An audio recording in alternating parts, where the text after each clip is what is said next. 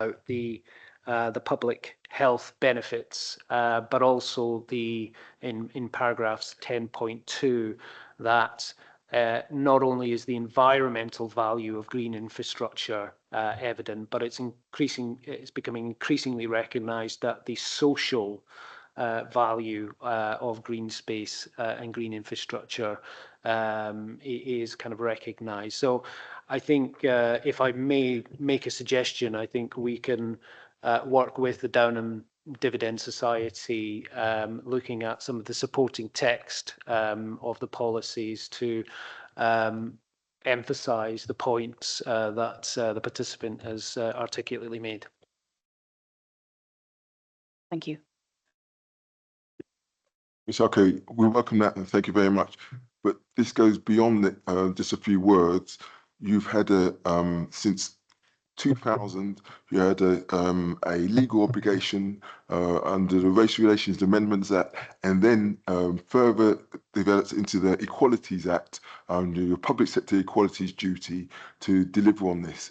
And we've had lots of discussions, and it's action that's required, and the outcomes of your the council's decisions, for the last 20 years haven't been taken on board what their effects are. So as well as policy, you have specific obligations which arise from that. And I don't want to get too emotional about it, but from this area is where Stephen Lawrence caught the bus and was killed. And as a result of that death, and as a result of our campaigning, we got that legislation onto the books.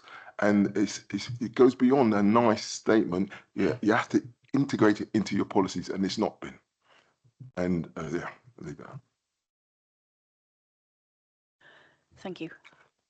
I think the council, you've made a note of the point there, and I think it's something that possibly needs to be highlighted a little bit more prominently in the plan, because obviously these are strategic policies that provide that umbrella to subsequent decisions, isn't it? Yes, absolutely. And you know, I hear the passion, and we take that on board, and we will meet and we will discuss what changes need to be made to reflect that importance. And as I said, we will elevate this as well, because there are obviously other council-wide issues that are obviously being raised here as well, so we can address the concerns.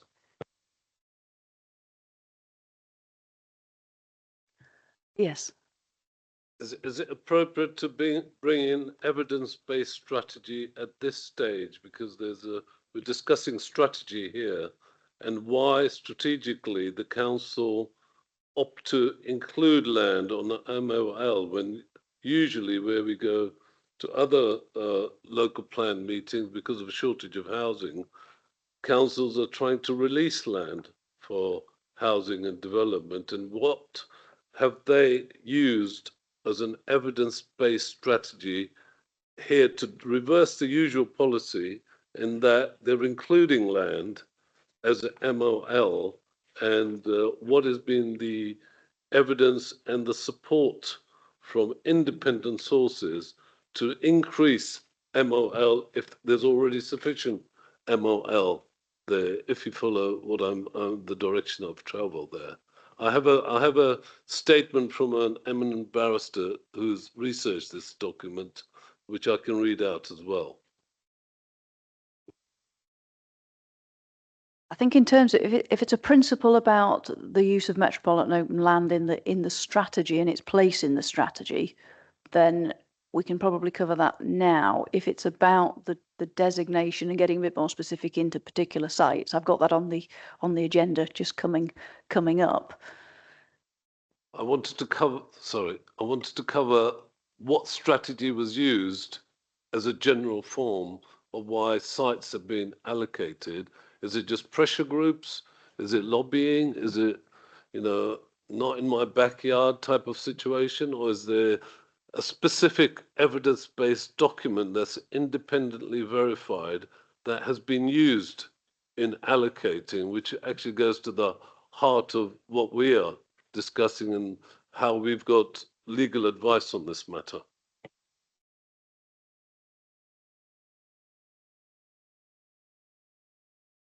Can I just come to the council just for a comment on that? I think we will probably keep the metropolitan open land as a topic on the agenda and deal with it.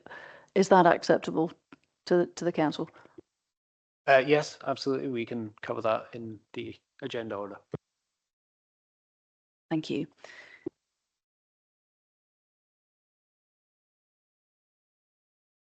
So in terms of strategic open space, I think just a very quick point on this. The council statement refers to the changing of the title of figure 10.2 being altered to clarify it for users. And also following on from that, I think there's a modification in relation following on from question 13.8 as well.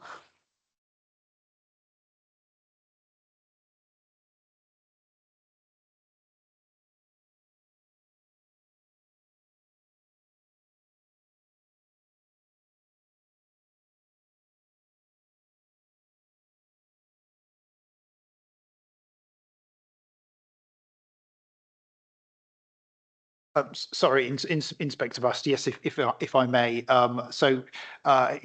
In respect of the modification relating to MIQ 13.2, if I'm understanding PD 11 correctly, that is modification MO 221, which is a modification to figure 10.2 of the new local plan. And that is to change the title of figure 10.2 brackets open spaces to strategic open spaces and their typology.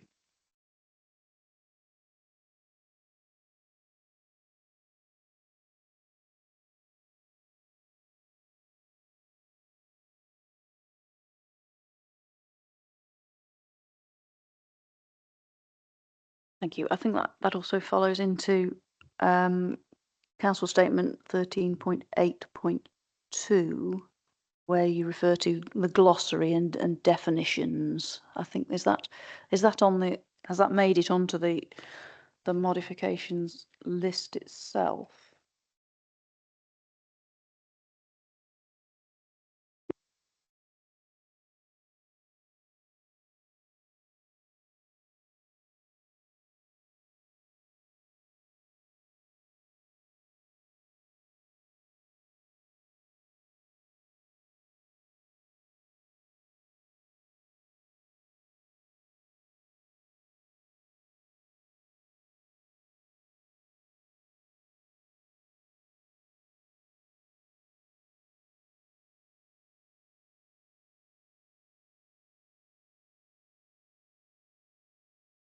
Yes, Inspector Buster, I'm very pleased to say that it appears to have made it onto the onto PD 11, and that is modification MO 270, which is a modification to Appendix 2 glossary, and that is add as an addition to Appendix 2 glossary the definition of neighbourhood open space, as well as definitions of the free typologies. Thank you. Right, let's look at the metropolitan open land topic. I think it might be it might be helpful if we start on if the council could summarise the background to the process and the evidence that's been used, because I believe this is where AA homes are coming from as well. Yes, if I kick off, and then if I may, I'll hand over to my colleague Keenan for any kind of detail on the matter. So the council has done robust evidence base on metropolitan open land. So our metropolitan open land review, which is EB 44, published in 2020, which was independently carried out by consultants Arup, who are specialists in this field, looked at our existing metropolitan open land and did a criteria-based assessment. The criteria drawn from London Plan and the London Plan policy G3 in terms of the criteria for metropolitan open land. They did that assessment in 2020 and made some recommendations which were used to inform Regulation 18 document. That effectively recommended that the vast majority of our metropolitan open land was performing well against those criteria, and that they recommended that those remain designated as MOLs. There are two exceptions in terms of the de-designation of metropolitan open land, and those are very small sites which we can come on to. Further to the Regulation 18 consultation, we had lots of interest from community groups, the public, etc., on additional land that they felt had not been considered. The council considered it prudent to look at those sites in response to the public consultation, so asked the consultants Arup once again to carry out an additional assessment of the additional sites which had been flagged up through this public consultation exercise. And that is the Metropolitan Open Land Review 2021 Additional Site Report, EB37. Again, a very similar criteria-based assessment approach, looking at those additional sites. The recommendations from that report, some sites were not recommended to be taken forward to MOL, and a small handful of sites were recommended to be taken forward as metropolitan open land. Those were recommendations from the consultants, and the council has then incorporated that into the local plan. Ian, is there anything else that you want to add in terms of the methodology?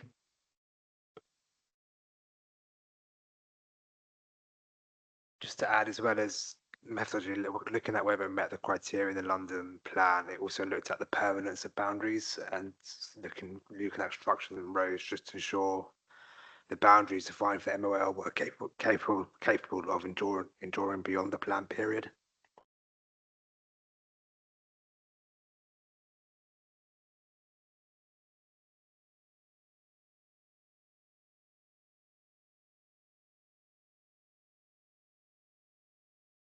Sorry about that. As well as looking at it met the criterion within the London plan, it also looked at the boundaries, just to ensure that the boundaries defined use structures such as roads and houses, and that they were able to endure beyond the plan period.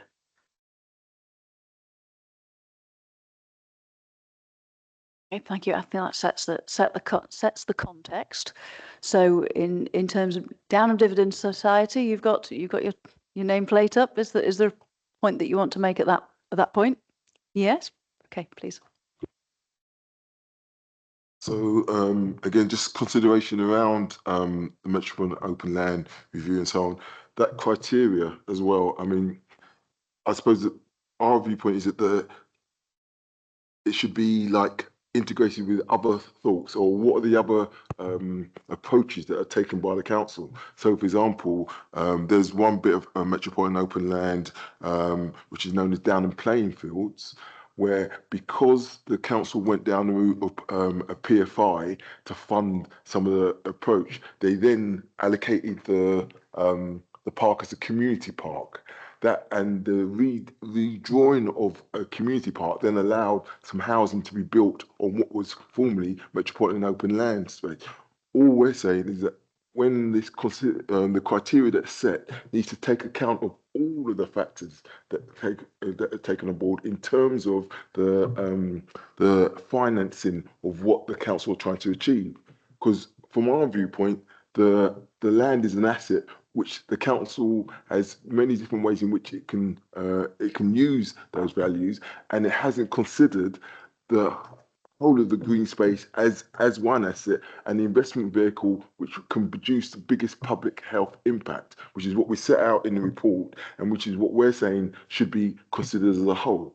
So it's not just the fact that whether it's metropolitan land, whether it's designated, it's also then you have to integrate what are you trying to achieve, how is it being financed, and then there's additional things like in terms of the length of the lease on which the land is being taken on board. And we don't think all of those decisions are being taken account of or integrated, and then considering what the impact on the health inequalities is or the equalities are.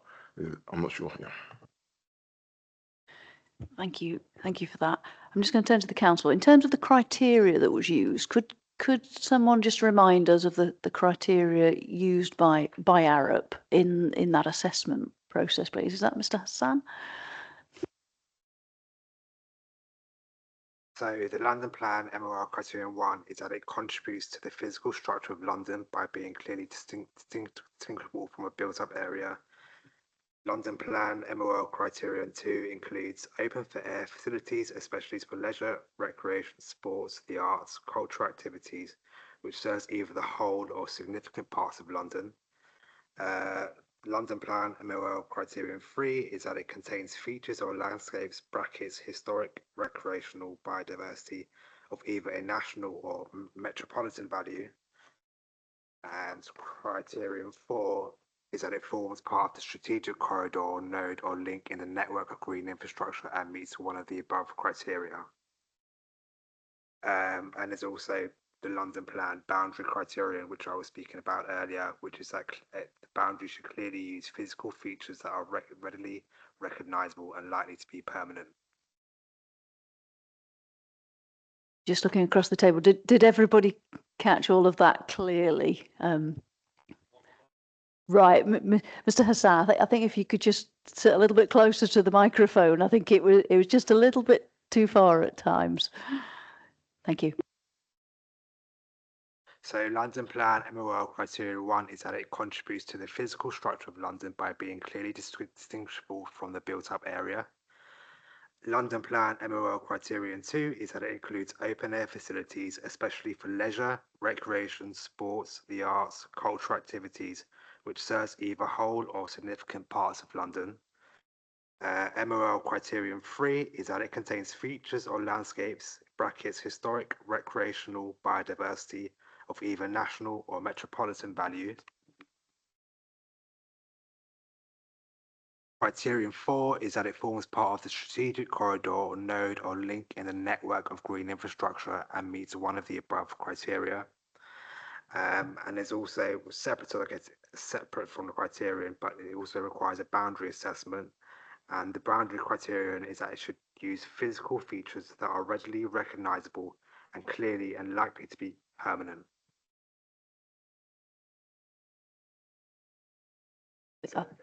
Yes.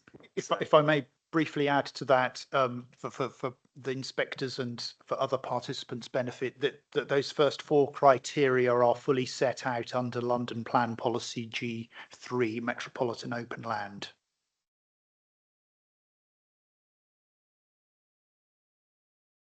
Thank you. That's helpful. Yes, another point from AA Homes and Housing.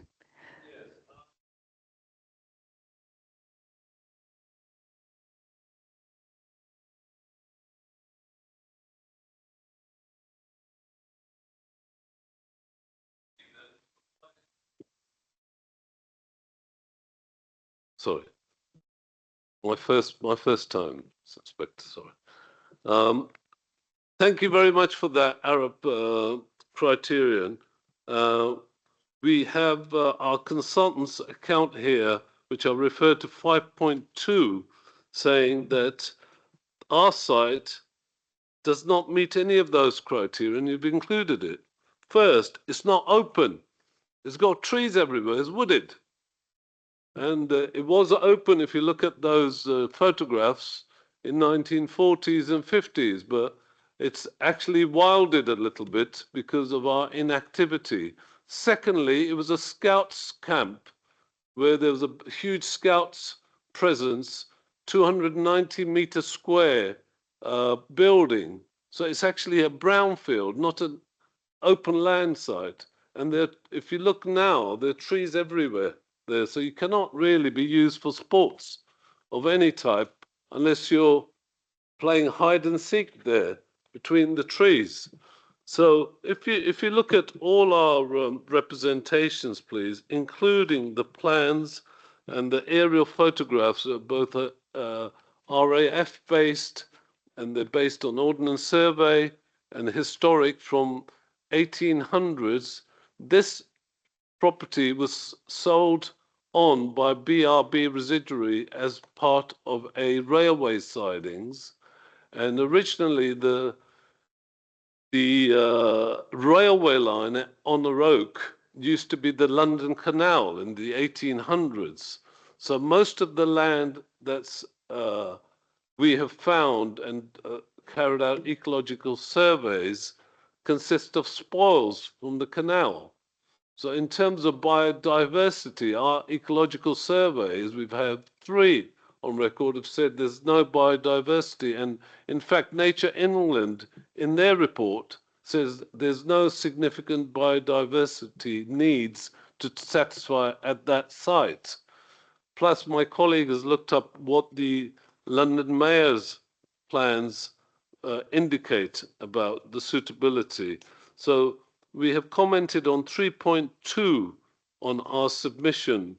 If I could refer you to that, saying there is no continuity along the site for biodiversity, because next to us is a railway cuttings, which extends the whole length of the railway track, and that is probably the bit that contributes to continuation of biodiversity, whereas our property at 8A Courtroy Road, which has been designated, has been used for upwards of 30 or 40 years for scouts to make fires and run around doing scouting activities on a daily basis.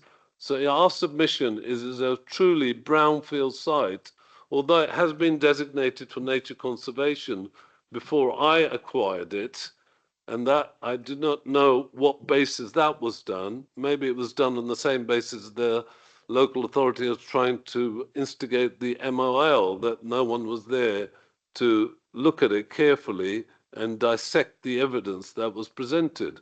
But if you look at our account, on each point we disagree how the ARUP criterion are applied, both for openness, for biodiversity, for continuation of biodiversity, and also there's been moves to try and designate this as ancient woodland.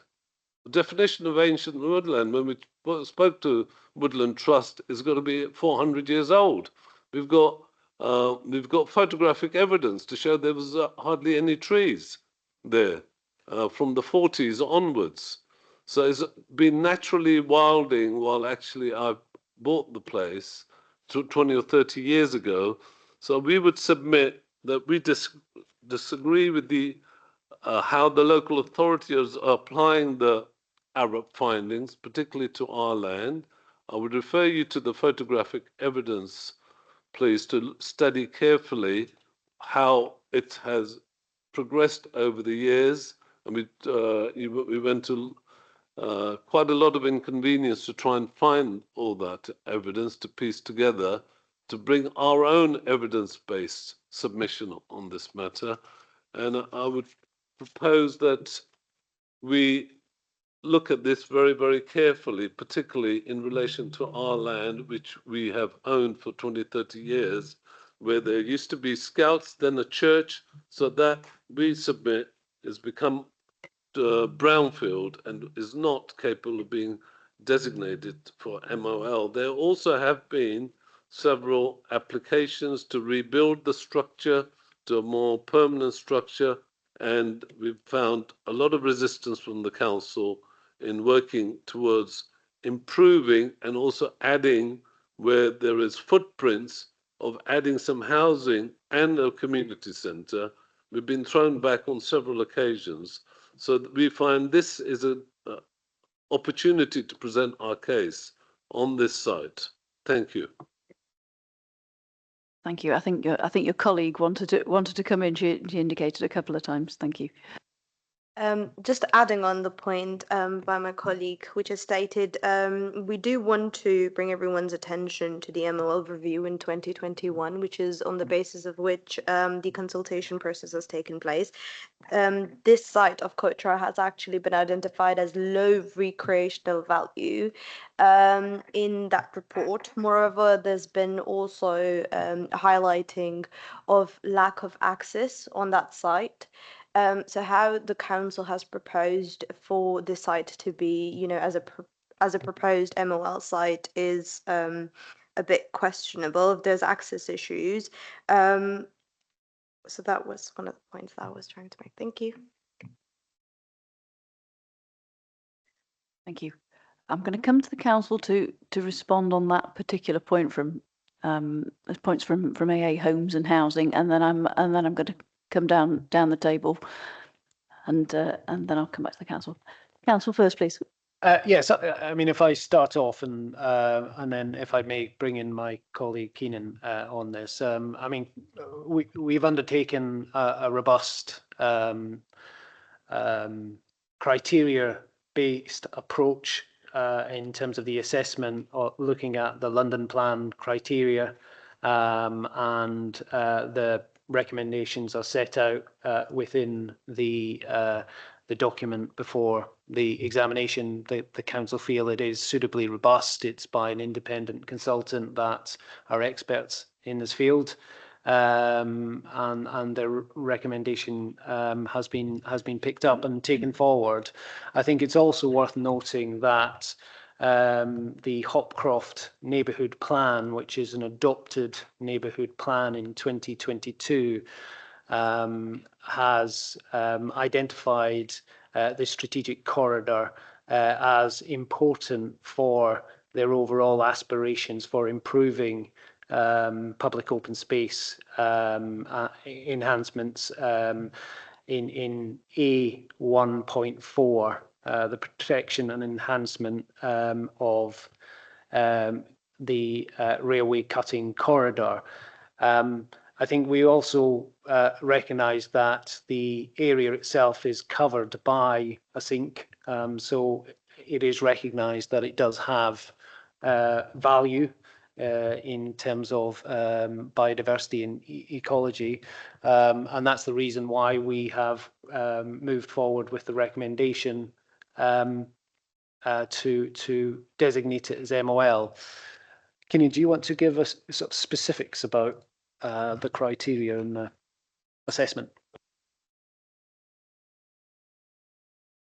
Yeah, so in terms of the assessment, it met the criterion, it met 2 of the 4 criterion. Criterion 1, which is that it contributes to the physical structure of London by being clearly distinguishable from the built-up area. If I point you towards page 89 of the Metropolitan Open Land Review Additional Sites Report 2021, it provides a kind of a summary is that the urban influences are only localized as the parcel provides a small contribution to a series of green spaces, which have, yeah. In terms of meeting for criteria 1, the assessment does state out that these series of green spaces have strategic importance to the structure of London. In combination with parcel Q, it scores moderate, so 3 for criterion 1. And for criterion 3, and obviously it's identified as a sink of metropolitan importance, which means that it has biodiversity value at a metropolitan level. And the assessment also looked at the boundaries. So if we look at on page 90, it kind of it states that the parcel bounded by the railway lines to the north and the west, and Honor Oak Park Road to the south. To the east of the parcel is mainly bound by regular blocks of residential properties along Greaston Road, Courtrai Road, Buckford Road, and Holdenby Road, and the remainder of the boundary is bound by Brockley Road, Crofton Gateway and Eddystone Road. So we're quite confident that the consultants drew a boundary which could mean that it endures beyond the plan period.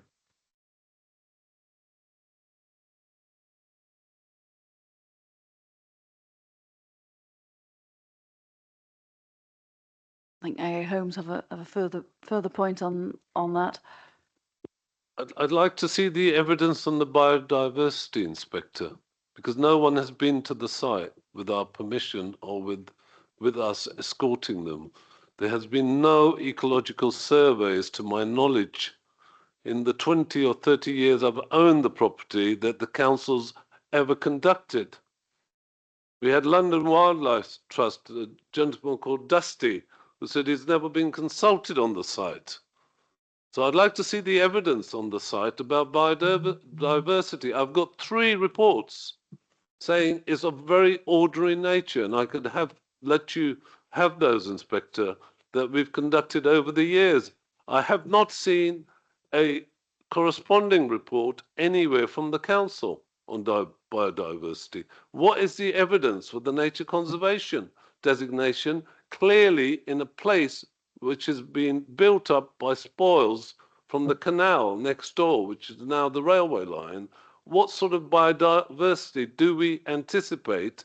And the photographs yourselves that are presented show this is whatever's wilding that's happened is a very recent. And I have multiple reports showing that the land is contaminated and the trees are falling down all over the place. And I have neighbors complaining the trees are falling in their gardens, and survey reports on a regular basis, which I could submit to yourselves and the council. Thank you. Thank you. Just so briefly, in terms of the nature conservation interest on the site, is the council able to help in terms of that point, or is that something that needs to be taken away to I mean, we to can look up? we can take that away and provide a homes with the evidence. It is an existing sink as it currently stands, and I just want to say that I don't think we have anything really further to add, other than we have the evidence base, the MOL evidence base from the consultants that are pinpointing this and their recommendation. And the local plan is supporting an adopted neighbourhood plan and their policy A1.4, which makes specific reference to the cutting in the Scout hut. And, you know, the council's got nothing further to add. I would like to give the opportunity for other participants who are waiting very patiently. So, thank. Well, the last word goes to the council, because it's their plan. So, I'd like to move around to Downham Dividend Society, please, for the point that you want to raise. 2 points really. First of all, we came on to this about the de-designation or designation of MOL, and within the criteria, once again, you've got certain criteria, but there's no recognition of the outcomes and the impact on the equality. So again, I'll just raise the issue that your equality obligation is there. It's a duty, and again, I've not heard about how it was being assessed in relation to the obligation. So there's these things. So all I'm just trying to say, this runs through everything, and we don't seem to have a recognition of that. So you've got these other criteria. What was the impact on, what was the outcomes on your equality obligations? Which is one of the criteria which you should always be considering in everything. I don't mean to lecture you, but that is what the PSCD specifically states.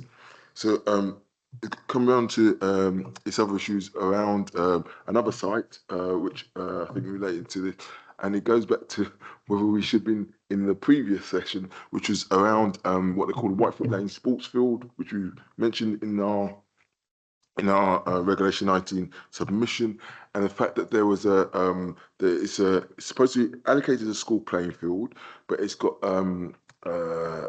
ancient woodland both sides and a 15th century pond within that as well. And it's supposedly a sink, but the council we've found out are proposing to put a 3G football pitch into that site.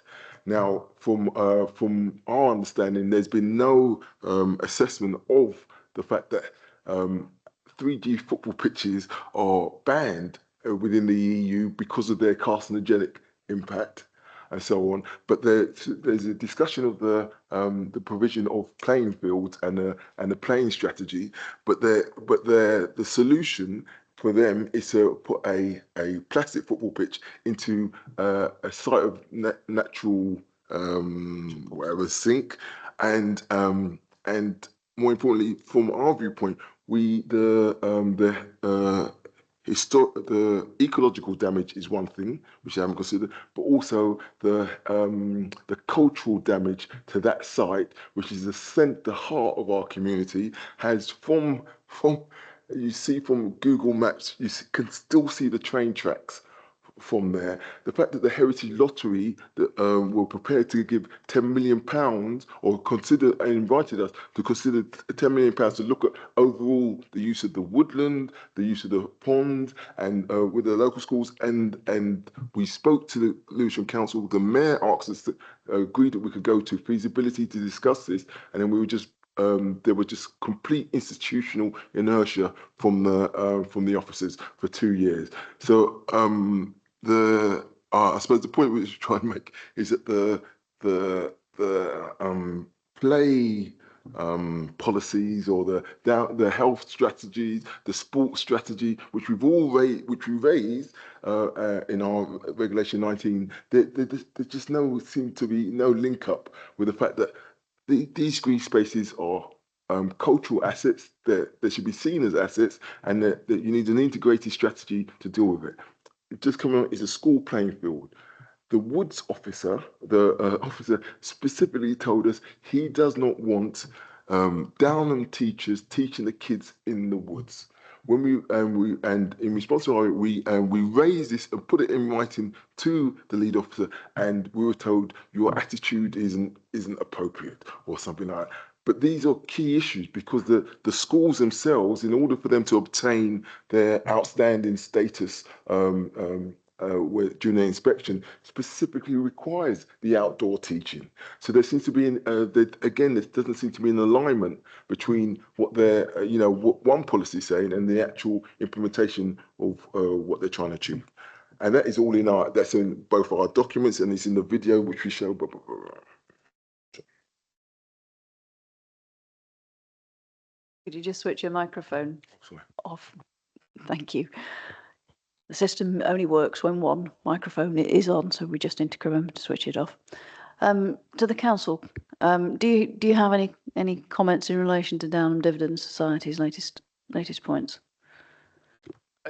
Just in terms of the metropolitan open land, there's no proposal within this plan to de-designate metropolitan open land except for 2 small sites, one of which relates to a strategic infrastructure project which is actually already built, and one which relates to the realignment of the South Circular, which I'm sure we'll come on to.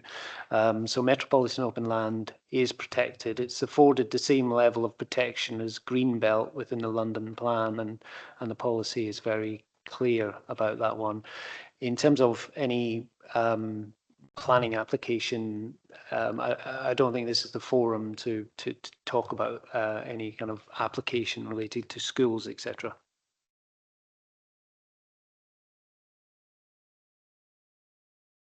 Okay, thank you for that.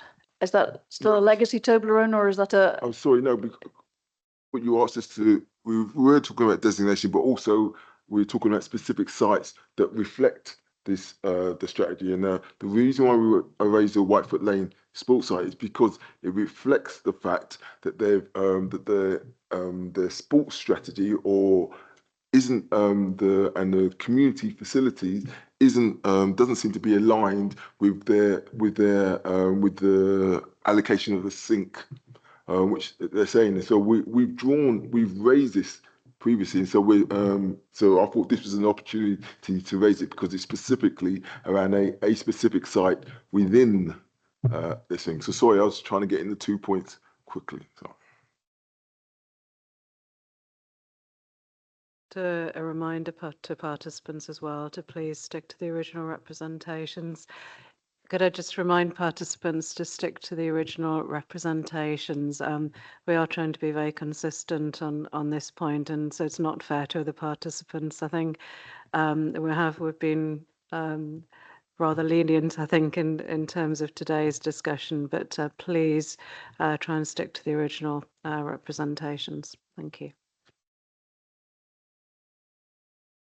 Mr. Hall, I think you've got a point to make, haven't you, on this one? That was a very timely reminder for me, because I'm just looking at my original representation, and I just want to be absolutely transparent as it's been raised.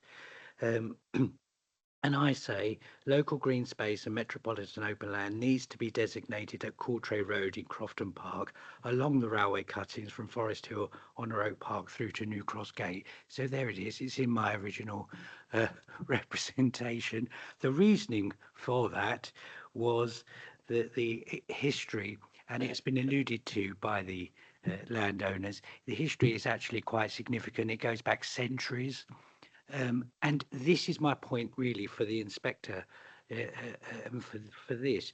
I think there are legacy documents, planning documents, that probably go back to things like the GLC and other great cherished institutions, and Lewisham Metropolitan Council when it was a metropolitan borough and beyond, that may not have been translated over into this new plan, because I suspect that some of the smaller parts of metropolitan open land, or the land that's been accepted as being metropolitan open land, is not fully reflected in the mapping exercises, because I keep finding these smaller parcels of land that were that locally people understand their metropolitan open land, and they're not actually reflected. On the point of ancient woodland for this site and other sites, there seems to be a change within the council of what is designated as ancient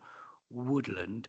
I would say that because I've seen paper documents that go back, 20, 30 years, where there was a very clear understanding of what was designated as ancient woodland within the borough.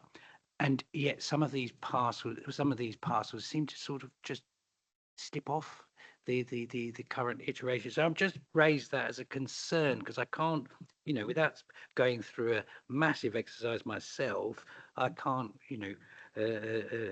bring that forward. But I do know that the studies do exist, that this particular site that was being talked about, Courtrai Road and the railway cuttings, there's a robust evidence base that does exist for that. And in terms of what I would resist, and I support the council on this, to call it a brownfield site, I think I think that really stretches the definition of brownfield if you're talking about a temporary scout hut building. Not temporary. Thank you, Mr. Hall. Could I just come back to the council for just Mr. Hall's made reference to sort of previous legacy documents, and I'm just want to frame what have we got as part of the evidence base for this plan, and the documents that Mr. Hall has referred to. How did they sort of feature in the plan preparation process, just to try and capture that point and close it down? I mean, obviously we have an adopted core strategy document which provides us with the starting point and the evidence base that underpinned that core strategy, which was obviously tested and examined through a similar process to this. From a council's officer point of view, that's been the starting point. I appreciate that Mr. Hall may be referring to documents and previous designations from UDPs, etc. But the starting point for the council in terms of reviewing the kind of MOL and the green space has been the adopted position in plan policy at the moment. Thank you. I'd like to move on. AA Holmes, who I've got two hands are coming up. Who would like to go first? The evidence is there on the photographs, Inspector, and also temporary. I've owned the property for 20, 30 years. If 20, 30 years is temporary, the Scout building's been there well before that, since the 40s and 50s, as far as I understand. And the site was not wooded in those photographs. So that is the evidence I provided. I don't know about legacy documents, but it was sold on from British Railway Board, who used it as a sidings on my legal documents that I have that I can let the council study for legacy purposes. Thank you. I think your colleague wants to come in now.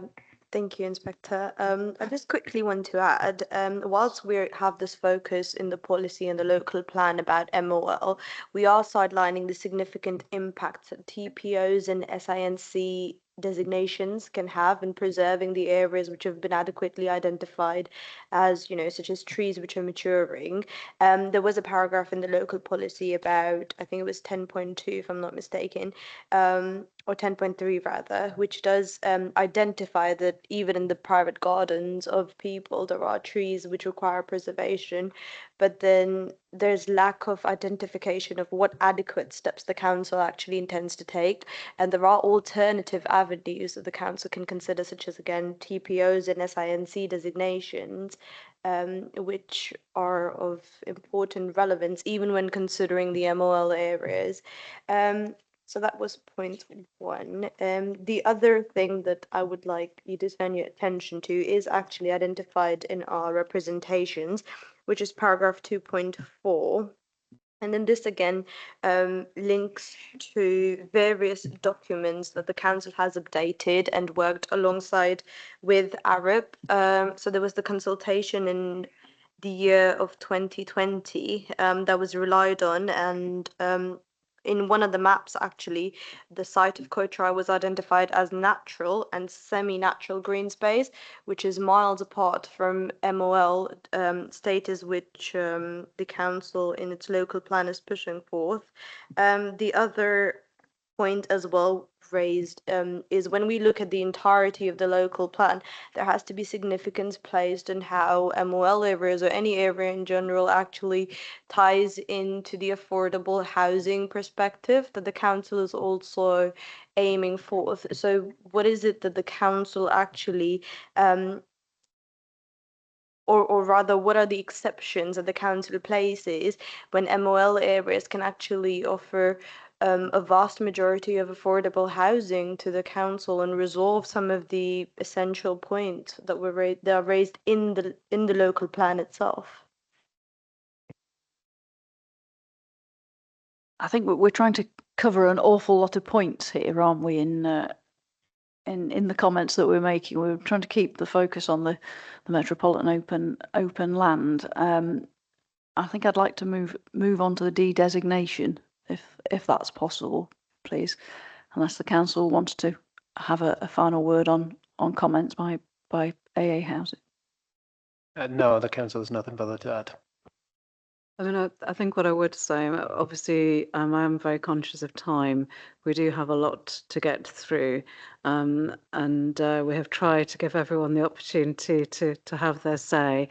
We do have all of the written representations, and obviously we're very aware of those. We've heard what you've said today, and we shall take that away and give it due consideration. But we are very conscious of needing to get through the rest of the agenda. So yes. So shall we move into the de-designation those two parts of metropolitan open land. So that's my question 1310, and so cross-reference to EB 36, which is the MOL exceptional circumstances. So in terms of the exceptional circumstances for those two areas being de-designated, please. I'll turn to the council first.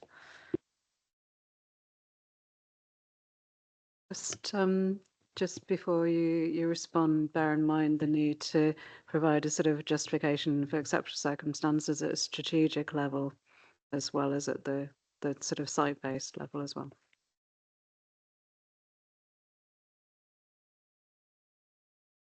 Yeah, so to summarise, the case for exceptional circumstances at Catford is that without the loss of small loss of MOL, there will be adverse implications for sustainable development, and the comprehensive regeneration of Catford Town Centre cannot be fully realised, meaning the council will fall significantly short of its development requirements, and local residents will not experience long-term benefits by having better access to both green and social infrastructure in a major centre.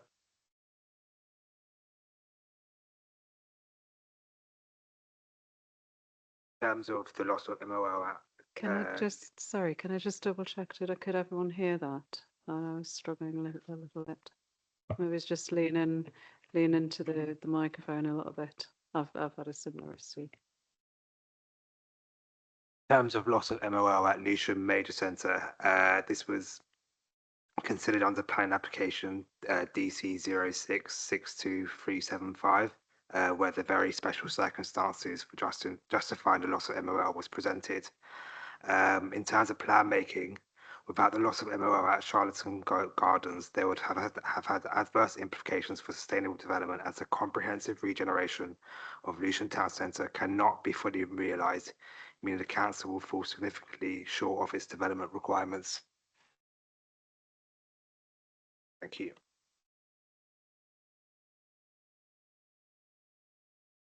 So we do need to come back to the strategic point about the de-designation, but just in terms of those sites, there was reference to adverse implications, and how would the development fall significantly short of development requirements. I'm just thinking, what are the adverse implications if it wasn't designated, if the de-designation didn't happen, if you're following that question? Yes, just to be absolutely clear, the 0.37 hectares in Lewisham town centre is effectively an error that has occurred when a planning application has been approved, and yet we have in our policy map still have that have that designation. So there has been restructuring of the town centre, which fundamentally exists at the moment, and effectively we are trying to resolve an error that has occurred through that process. In terms of Catford's, we are looking at 0.49 hectares at St Dunstan's college playing fields.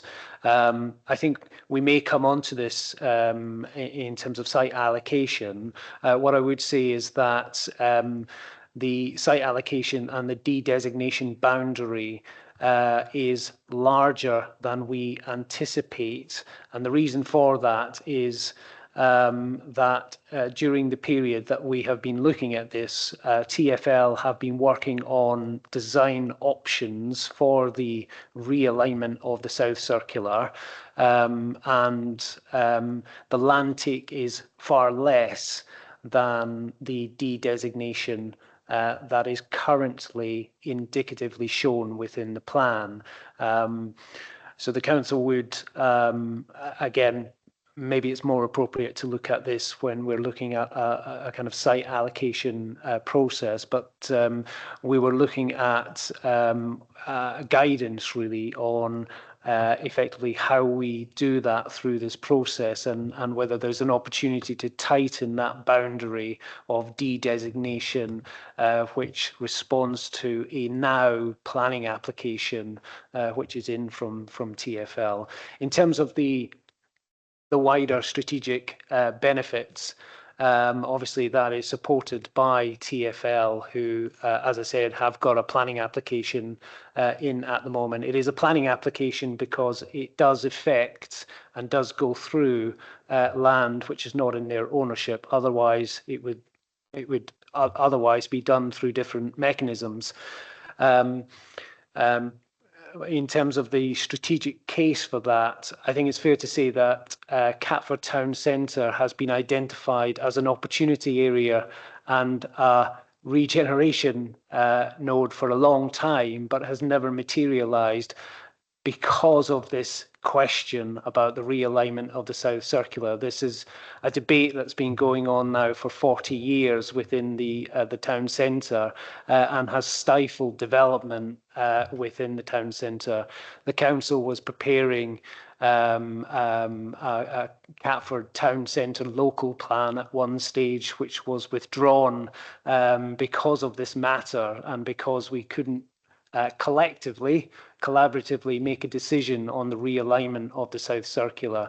We're now in a position where the council, TfL and the GLA are all in alignment in terms of the realignment of the South Circular. We have a design which has been submitted for planning and we have funding which is secured to deliver that piece of infrastructure. And what that will do then is put to bed the conversation about the realignment of the South Circular once and for all.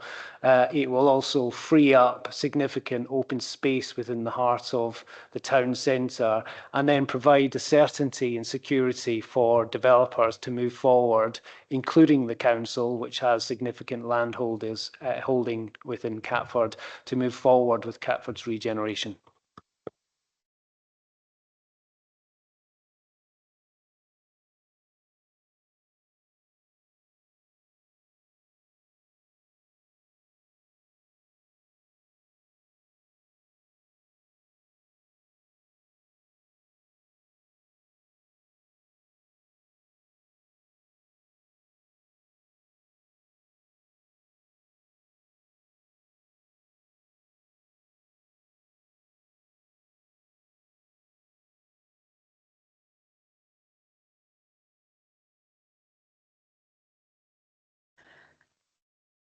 Thank you for that.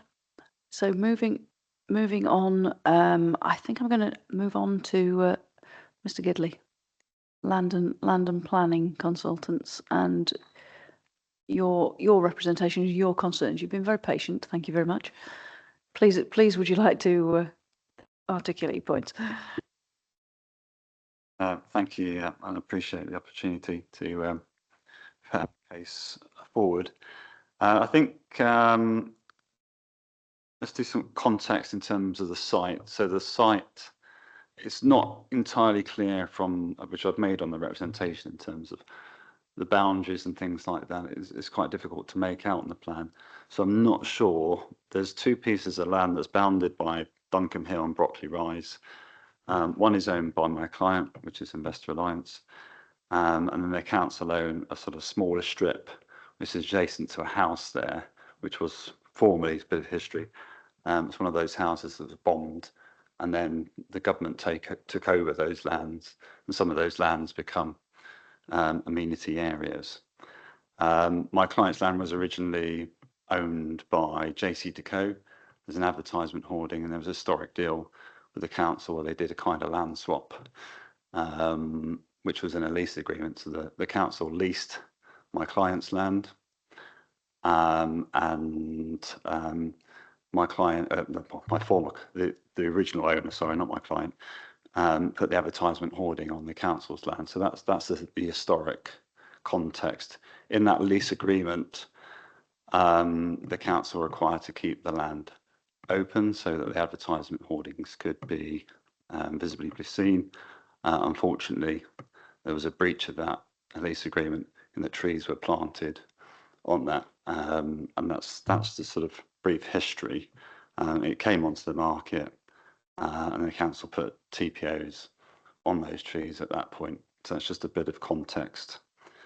I think let's move on to the main representation, because I know we're short of time, is that the land isn't open space. There's a bit of confusion in terms of the local plan of what it is, because the designation says strategic open space. I know in the council on the question 13.11, they refer to it as a local green space, which comes under a different category in table 10.1. But that's not the main point. The main point is that, and this is why the reference to the appeal decision. So I'll give you the appeal reference, which is APP/C5690 W/20/3256304. The usefulness of this, I think, because the inspector referred to the definition of an open space in the Annex 2 of the framework, and although this was 2020, I have double checked, and the wording hasn't changed. I think it's useful because I think it clarifies that open space has to be of public value. So not just land, but it has to, it has to be all open space of public value, and I think there's potentially, and we'll hear from the council, but there seems to be land that's been designated potentially on the basis of its visual amenity rather than its public value. And I think that's why the appeal decision is important, because the specific site was considered, and the inspector actually says the grammatical construction and definition indicates that the reference to sport, recreation, and visual amenity relates to water only. Therefore, in this regard, open space that is not an area of water, such as an area of land, is defined by the framework as all open space of public value. And then he goes on about recreation, and concludes that that he does not consider that the land is open space by definition. So that's an appeal decision when inspectors considered this matter in detail. If I can move to the evidence base. So there's been lots of evidence base. We did actually say on the appeal decision, submitted it to the local plan team several times without response, that the appeal decision is there and it shouldn't really be considered as part of the open space assessment. But that's just an aside. So in the 2019, let's give you a specific date, in the April 2019 assessment, it's referred to by the consultants as a pocket park, and it has a rating of poor. In the January 2020, which is EB38 in the evidence documents, again, it's rated as poor. So we do have grave concerns and do question why, if an area that has been rated as poor has come forward as being allocated a local plan, where we've got high quality space, such as the Brockley Rise residence space, which has been appears to be de-designated on the proposals map anyway. It's also considered that the site falls out the definition of the London plan. I can go into detail if you want, and also falls out the definition of the framework of open space.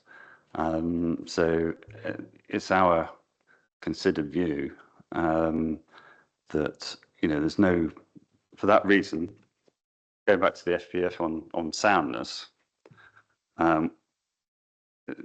it should be the soundness test as whether it's justified.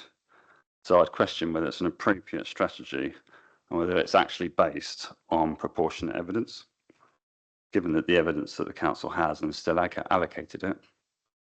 Effective whether it's deliverable. Well, it's in private ownership. It's going to remain in private ownership. It's fenced, albeit limited to a metre on the road boundaries because of the limitations of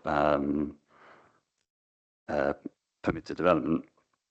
But public access is not permitted. In the I can't remember where I read it now. It was either the framework or the local plan. Is that it's got to outlive the local plan. These designations of open space should outlive the local plan. Well, it's never going to come forward unless the council proposing to CPO it. It's never going to come forward as open space. It's not going to have access. It's not going to be deliverable over the plan period. So there's many other issues I could raise, but that's the main point. Thank you. I'm just going to turn to the council for a response to those points in terms of, you know, how has that been assessed? If you could just kind of cover that as part of the response, and then I'm going to have one or two other final points, and then I think we're going to take a lunch break. Yes, no problem at all. So just to draw the inspectors to the Hopcroft Neighbourhood Plan, which is an adopted plan in 2022. Policy GS1, protecting green space and local green space, so that it adopts the particular plot of land as local green space. Returning to the National Planning Policy Framework, I've got the September version open because of the submission. Paragraphs 101 and 102 and 103 outline the designation of land as local green space through local and neighbourhood plan allows communities to identify and protect green areas of particular importance to them. I could go on. I don't see anything about access there, but the sequencing is essentially that the local plan is simply reflecting that local green space designation. And just to make clear in terms of the strategic open space policy within the local plan, paragraph 103 of the NPPF says that policies for managing development within a local green space should be consistent with those for Greenbelt. So the NPPF essentially elevates local green space protection to the same level as Greenbelt. Obviously, Lewisham doesn't have a green belt, but it does have metropolitan open land, and therefore local green space is afforded the same protection as metropolitan open land as according to the NPPF. It's quite simply the local plan is reflecting a designation that has been made through the neighbourhood planning process. As I said, the Hopcroft Neighbourhood Plan was adopted after a referendum was held in May 2022. The council has not received any legal challenge in terms of that process, and therefore it is an adopted plan, and the local plan is reflecting that designation.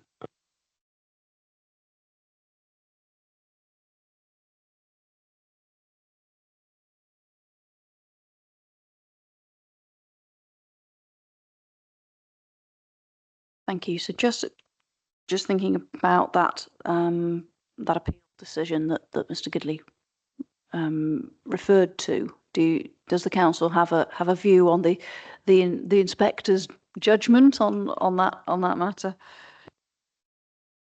I think just chronologically, the appeal decision came before the consideration and determination on the neighbourhood planning process.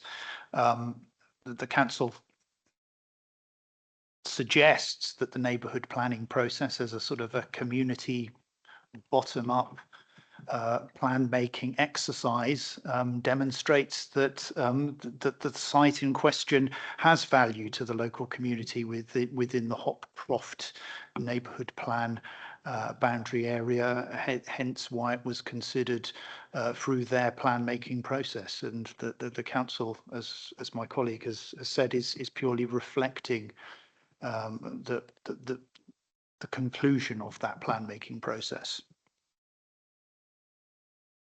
Just picking up the point in relation to being private land and access to the land.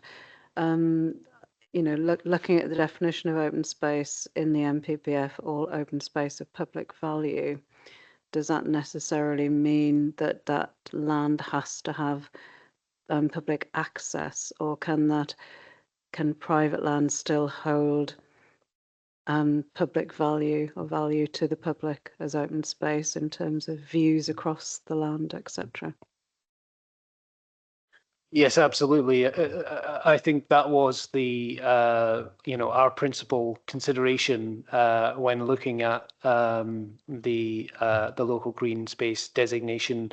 I believe that was the consideration through the Hopcroft neighbourhood planning process as well. Again, there's nothing in the NPPF, and as you rightly point out, there doesn't seem to be any particular reference to access being absolutely essential in order to designate this space as local green space. Just by way of example, that there are identified metropolitan open land sites that are in private ownership. I'm certain when we come to talk about the site specific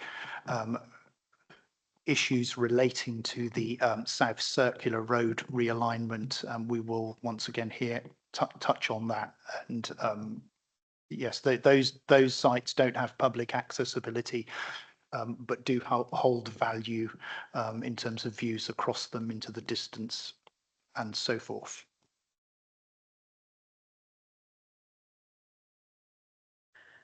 Thank you.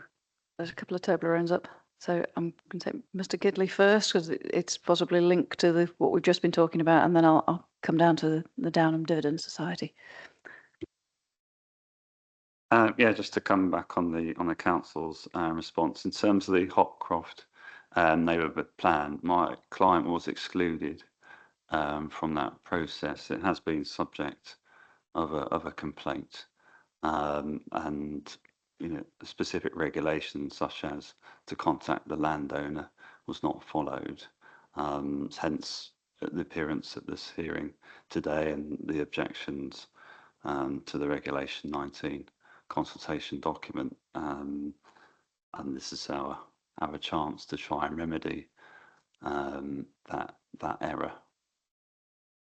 In terms of sort of reference to whether open space can just be sort of visual, this was considered by the inspector and still concluded that the appeal site is not an open space of public value. I'd also refer to the open space reviews and the previous iteration, 2019, which classified it as a pocket park.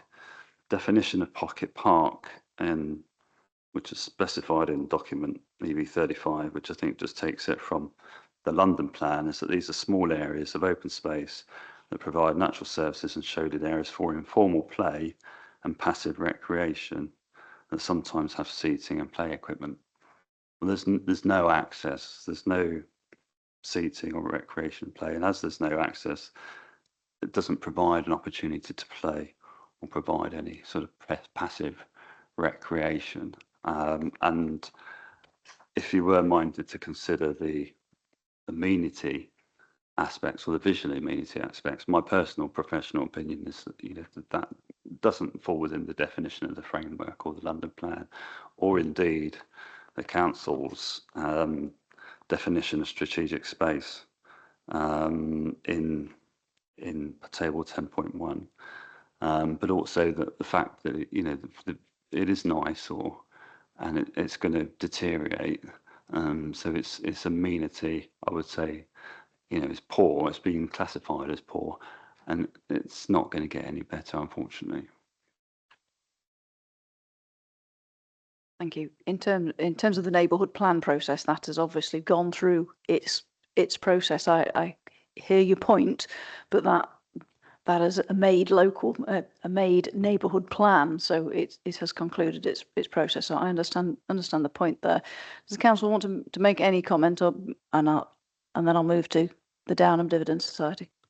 I just wanted to make the point, and I think you've made it, that the neighbourhood plan process has been undertaken, and once again there was no legal challenge to that neighbourhood plan. There was the opportunity there, if the agent and the landowner wanted to do that at that time. That is now an adopted neighbourhood plan. Thank you. Downham Dividend Society, is it related to what we've just been talking about?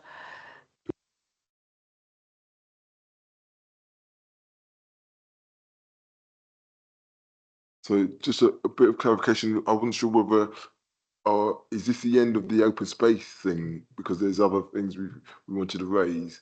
Because I think because we talked earlier, you've gone on to them before, when we were before them. But there was other stuff within the open space that we wanted to raise, which haven't been raised.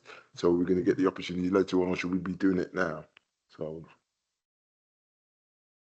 I moved over a couple of items on my agenda, but I would like to sort of try and get this topic finished, and then we need to take a break. So if you've got final points to make, then I'd like to sort of close policy GR2, and then we can take a break. Thank you. brilliant. Okay, so yes, so in terms of the open space, there's the issue which we raised in the report, page 11 of our report, around fuel poverty and the contribution that the open space, an asset-based approach that open space can do. In terms of, we've got 800 acres within our neighbourhood, and in terms of climate change. If the whole of the green spaces are seen as an asset, then there's opportunities around ground source, provision of ground source, green energy, and so forth. We have 5,100-year-old properties within the neighbourhood, and that there's been no approach by the local authority in terms of how they integrate that. To the extent, say, for example, Beckenham Place Park, which is seen as the wonderful development that it is, without doubt. But at the moment, they're digging up half of the park, and every consultant is saying that is the time when you should be putting in the infrastructure or for ground source. For district heating and so on, and none of that's been, as far as we can see, we've raised it for 2 years, but none of that's been taken on board. And so that link again between the kind of climate change objectives and then the other play objectives and so on, and the use of the green space isn't integrated. So like I said, and we within our report we provided examples and so on, and we can't see how that is progressing. And we've raised it in the regulation 19. Thank you. To the council, just for a comment on that.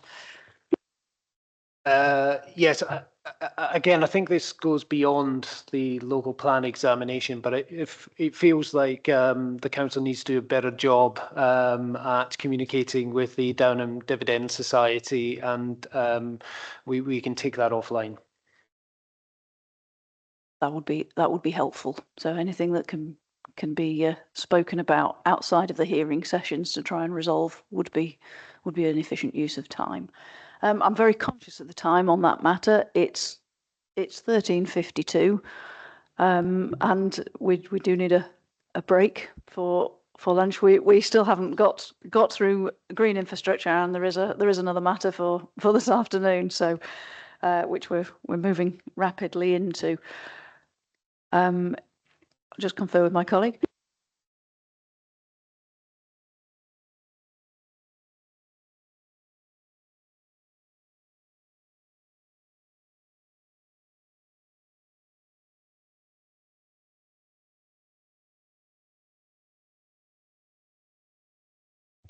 So if we're to take a break, I'm looking at the participants, and are you available? Have you got anything in your representations relating to the rest of this matter? Mr. Gidley, your nameplate's gone up first.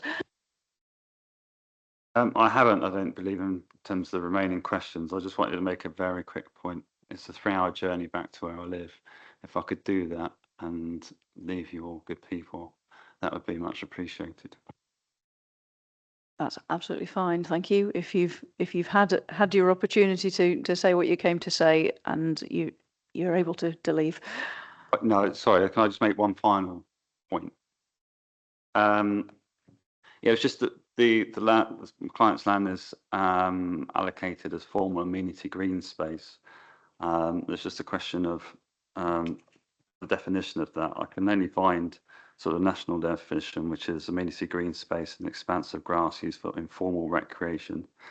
There would be few, if any, facilities, etc. Just again to make the point that it's not possible to use it for informal recreation, therefore it can't be formal or amenity green space, formal or otherwise. I do appreciate the opportunity to finish. Thank you. Right, thank you for that. I'm seeing no more nameplates. We need to take a break for lunch. It's now 13:54.